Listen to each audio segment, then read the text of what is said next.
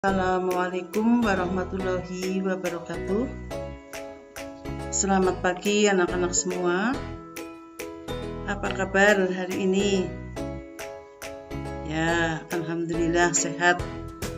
Bu Guru juga berharap kalian sehat semua dan dalam lindungan Allah Subhanahu wa taala serta tetap semangat belajar walaupun belajar dari rumah. Pada kesempatan hari ini, marilah kita bersama-sama belajar tema 1, hidup rukun, subtema 2, hidup rukun dengan teman bermain, pembelajaran 6. Sebelum kita belajar, marilah kita awali dengan berdoa. Bismillahirrahmanirrahim, agar diberi kemudahan dalam memahami pelajaran. Tujuan pelajaran pada kesempatan hari ini adalah agar kalian dapat 1. Menyebutkan kalimat ajakan yang terdapat di dalam teks lagu dengan benar. Yang kedua, menuliskan kalimat ajakan dalam teks lagu dengan ejaan yang benar. Yang ketiga, menuliskan rumusan Pancasila sesuai dengan lambangnya dengan benar. Keempat, memasang gambar yang sesuai dengan sila keempat dan kelima Pancasila dengan benar. 5. Menceritakan pengalaman menerapkan sila keempat Pancasila di tempat bermain dengan benar. Yang keenam, menceritakan pengalaman menerapkan sila kelima Pancasila di tempat bermain dengan benar. Yang terakhir, mengurutkan 3 buah bilangan 3 angka dari yang terkecil sampai terbesar dan sebaliknya. Nah, anak-anak, dalam bermain dengan teman, pasti kalian pernah mengajak teman untuk bermain. Contohnya, ayo Andi, kita bermain bola. Mari teman-teman kita istirahat sebentar. Nah, yang Bu Guru sampaikan tadi adalah berupa kalimat ajakan.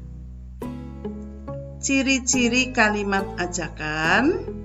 Di dalam kalimat tersebut terdapat kata mari, kata ayo. Selanjutnya, anak-anak perhatikan teks lagu yang ada di samping. Judul lagunya adalah Wajib Belajar, ciptaan Restu Narwan Sutarmas. Bu Guru bacakan ya. Mari kita laksanakan wajib belajar. Putra-putri tunas bangsa, harapan negara. Wajib belajar cerdaskan kehidupan bangsa untuk menuju masyarakat adil sejahtera. Gunakan waktumu, isilah hidupmu. Tekunlah belajar, giatlah bekerja. Berantas kebodohan, perangi kemiskinan. Habis gelap, terbit terang, hari depan cerlang. Ayo kita giatkan wajib belajar. Jangan putus tengah jalan, marilah tamatkan. Tanam ilmu sekarang, petik hari depan. Cerdas, terampil, berwibawa, penuh daya cipta. Gunakan waktumu, isilah hidupmu. Tekunlah belajar, giatlah bekerja. Jadikan tunas bangsa inti pembangunan. Adil, makmur, sejahtera, merata, bahagia. Nah, di dalam lagu wajib belajar, di sini ada kalimat ajakan. Ada berapa kalimat ajakannya? Ya, tepat sekali. Ini Bu Guru memberi garis bawah pada kalimat ajakan yaitu dengan kata mari. Kemudian kalimat yang kedua, kata ayo. Nah, apabila menulis kalimat, awal kalimat menggunakan huruf kapital. Nanti apabila anak-anak menuliskan kalimat ajakan, huruf pertama atau huruf awal pada kata yang terdapat pada kalimat tersebut menggunakan huruf kapital. Contoh, mari.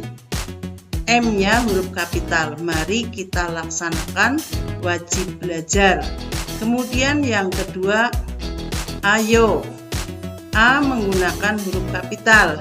Ayo kita giatkan wajib belajar. Itu adalah cara penulisan yang benar. Oke, kita lanjutkan. Ada gambar di sini. Kira-kira gambar apa? Ada yang sedang mencatat di papan tulis. Ada yang berbicara dengan cara duduk satu meja. Kira-kira sedang apa? Ya, sedang berdiskusi, bermusyawarah, atau dalam bahasa Jawa berembuk atau rembugan. Nah, ini adalah contoh anak-anak kelas 2 yang sedang bermusyawarah. Ada 4 lagu yang diajukan. Lagu Garuda Pancasila, lagu Dari Sabang sampai Merauke, lagu Hari Merdeka, lagu Wajib Belajar. Nah, setelah dimusyawarahkan, mereka setuju untuk menyanyikan lagu Wajib Belajar. Nah, berdiskusi atau bermusyawarah itu dalam Pancasila ini sesuai dengan sila yang keempat. Oke. Yang berbunyi kerakyatan yang dipimpin oleh hikmat kebijaksanaan dalam permusyawaratan perwakilan. Lambangnya adalah kepala banteng. Ya, kemudian dalam bermusyawarah tadi, meja dan kursi yang tadinya tertata rapi dipindah-pindah atau digabung sehingga letaknya berubah. Setelah selesai bermusyawarah, anak-anak kelas 2 bersama-sama membereskan tempat duduk, kursi meja, kemudian membersihkan tempat belajar secara bersama-sama. Nah, bekerja bersama-sama atau bergotong royong ini sesuai dengan sila yang kelima. Bunyinya keadilan sosial bagi seluruh rakyat Indonesia yang dilambangkan dengan padi dan kapas. Anak-anak, kita lanjutkan. Perhatikan gambar. Ini ada 2 buah gambar. Gambar yang pertama, gambar apa? Ya, tepat sekali. Gambar anak-anak sedang bergotong royong membersihkan kelas. Ada yang mengelap kaca, ada yang membersihkan papan tulis, ada yang membereskan meja, ada yang menyapu lantai. Kalau bekerja bersama-sama, pekerjaan akan menjadi ringan dan cepat selesai. Nah, bekerja bersama-sama atau membersihkan kelas bersama-sama ini sesuai dengan sila kelima. Ya, kemudian yang sebelahnya, gambar yang sebelahnya. Tadi anak-anak di depan sudah tahu kalau posisi duduk seperti itu, anak-anak sedang apa? Ya, sedang bermusyawarah. Sesuai dengan sila keberapa musyawarah? Ya, sila keempat. Ya, tentunya kalian masih hafal bunyinya, nggih? Nah, sekarang selain membersihkan kelas, berdiskusi, ini ada penerapan sila keempat dan kelima dalam kehidupan sehari-hari, terutama apabila kalian sedang bermain. Yang sesuai dengan sila keempat apa saja kira-kira? Ya, yang pertama, berdiskusi menentukan jenis-jenis permainan. Yang kedua, bermusyawarah menentukan tempat bermain. Nah, tentunya tempat bermain yang aman. Yang ketiga, berunding untuk menentukan waktu bermain. Yang keempat, bermusyawarah menentukan pemimpin permainan. Yang kelima, berdiskusi menentukan alat permainan. Itulah penerapan sesuai dengan sila yang keempat. Kita lanjutkan penerapan sikap yang sesuai dengan sila yang kelima saat kita sedang bermain. Ini contohnya, ya. Bergantian menggunakan alat permainan. Jadi gantian, jangan dipegang sendiri. Kemudian yang kedua, membagi tim dengan adil. Artinya jangan yang pintar dengan yang pintar, yang kurang menguasai permainan dikelompokkan dengan yang kurang menguasai. Jadi dibagi sesuai dengan keadilan, ya, adil. Di sini ada yang sudah pandai, ada yang belum menguasai, jadi semuanya adil. Kemudian berbagi makanan untuk teman-teman dengan adil. Terus bergotong royong membersihkan tempat bermain. Yang terakhir adalah mengembalikan alat-alat bermain bersama-sama. Nah, itulah penerapan sila keempat dan kelima dalam kegiatan bermain. Anak-anak, marilah kita lanjutkan. Kalian sudah mengenal bilangan, ratusan, puluhan, dan satuan. Nah, di sini kita akan mengurutkan bilangan 3 angka. Bilangan 3 angka itu yang terdiri dari ratusan, puluhan, dan satuan. Mengurutkan bisa dari yang terkecil sampai yang terbesar, atau yang sebaliknya, dari yang terbesar sampai yang terkecil. Nah, untuk memudahkan dalam mengurutkan, kita harus memperhatikan dan membandingkan nilai ratusannya dibandingkan, kemudian puluhan dan satuannya.